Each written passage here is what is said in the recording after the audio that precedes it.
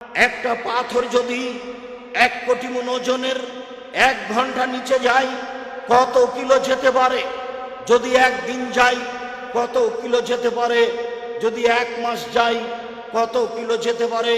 যদি 70 বছর যেতে থাকে কত কিলো যেতে পারে? মানুষের খাতা কলমে তা হিসাব হবে না। এগুলো আল্লাহর আদেশে চলে, এর নাম জাহান্নাম।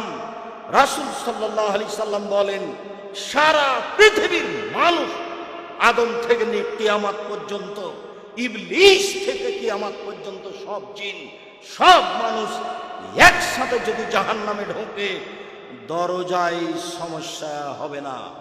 এর নাম জাহান্নাম। জাহান্নামের গভীর কত মানুষ তা জানে না, মানুষের গভীরতা মানুষ জানে না।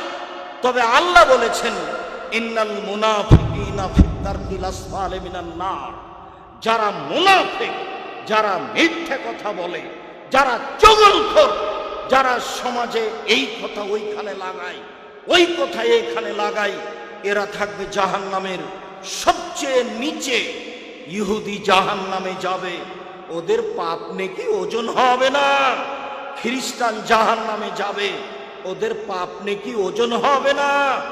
হিন্দু জাহান্নামে